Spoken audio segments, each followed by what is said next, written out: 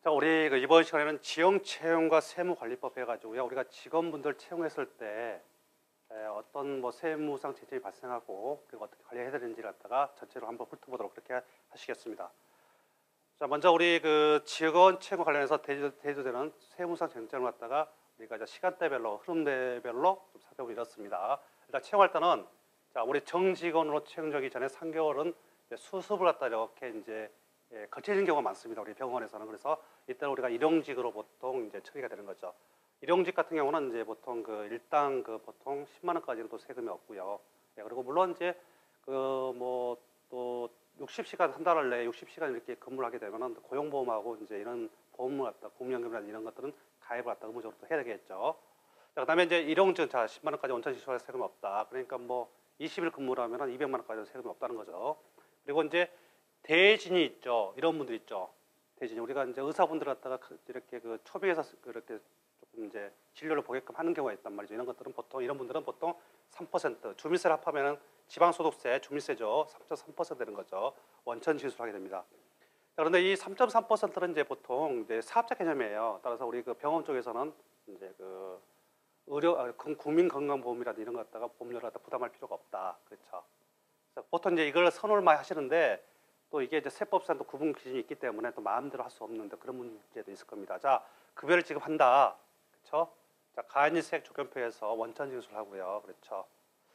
그리고 이제 급여를 갖다가 어떻게 지급할 거냐. 이 문제는 좀 나중에 노무적인 관점에서 조금 이따가 살펴볼 거고요. 자, 그다음 퇴직을 합니다. 자, 그래서 퇴직금을 갖다 지급을 해야 할 텐데 일단 퇴직할 때 일시금을 이렇게 지급해도 비용처리하는데 문제가 없다. 예, 그리고 우리가 이제 보통 요즘은 이제 퇴직연금을 갖다가 우리가 가입하고 있죠. 그래서 퇴직연금을 가입하시게 되면은 이걸 가지고 이제 지급도 가능하고요. 자, 그리고 퇴직 공로금이라는 게 있어요. 우리가 퇴직할 때 이제 조금 수호에 따라 가지고 또 웃돈을 갖다 주는 경우도 있잖아요. 과외돈 있죠. 이런 것도 전부 다 퇴직소득으로 갖다 분류가 된다.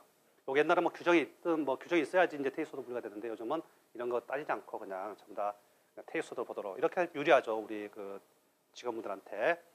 그리고 이제 해고를 하는 경우가 있단 말이죠. 이런 경우는 해고 1개월 전에 통보 의무가 있다. 위반시는 1개월 급여를 지급해야 된다.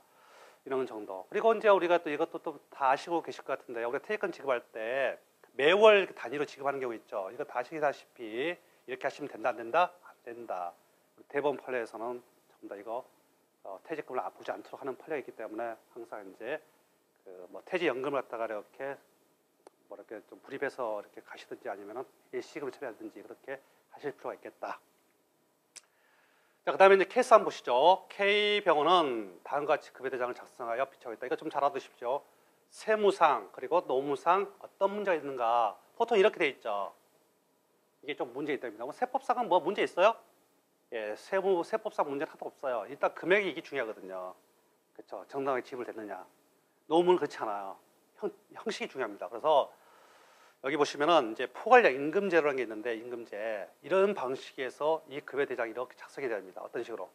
자, 이렇게 작성됐죠. 기본공식 때 단순하게 이게 아니다.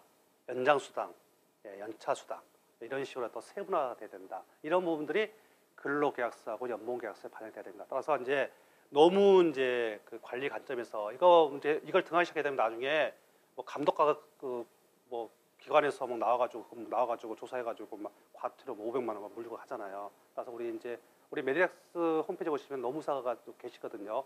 그런 분들과 상의하시면 상당히 좋을 겁니다. 이런 것도 좀 알아두시면 좋겠고요.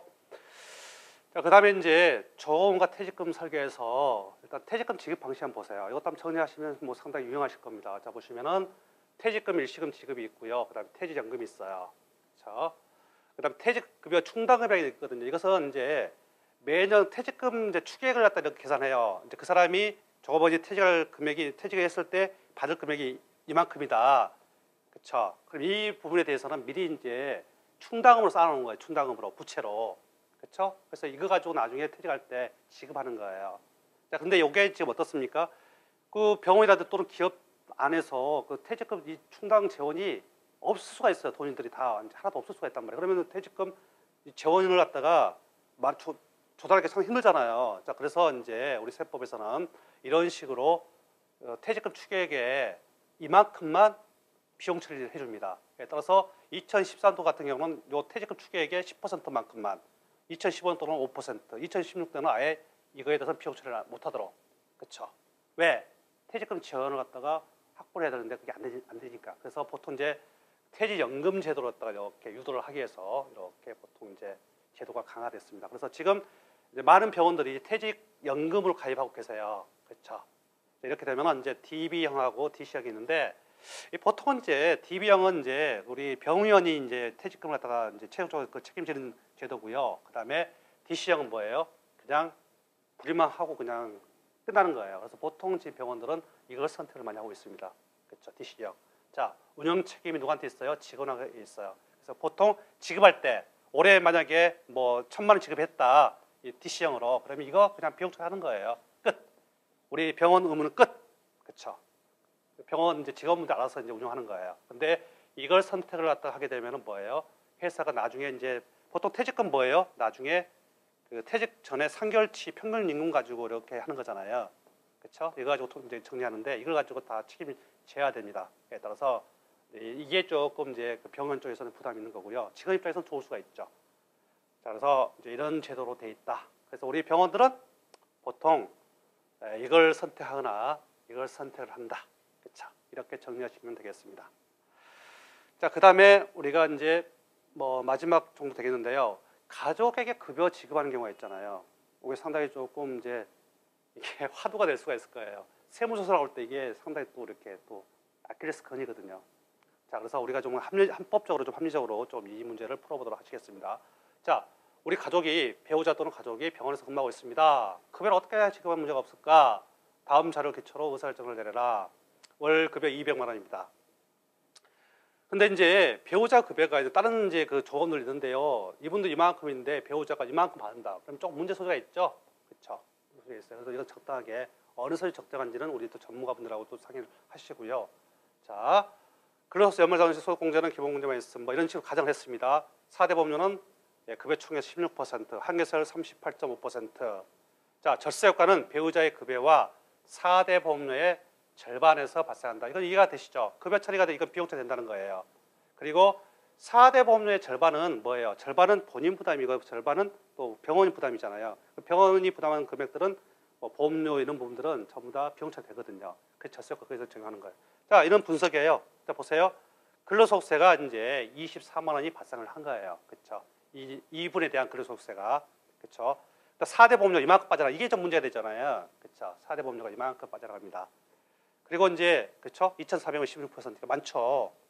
그리고 절세 효과를 갖다가 제가 이제 우리가 계산해 봤어요. 그래서 2,400만 이게 다 비용 들어오죠. 그리고 380만 원의 2분의 1 요게 절세 이제 대상 금액이 되는 거예요. 여기다 38.5% 더하시면은 요만큼의 절세 효과 발생합니다. 따라서 이 개를 내 보면은 결과적으로 580만 원 정도의 현금 흐름이 절세 효과 발생하는 거예요.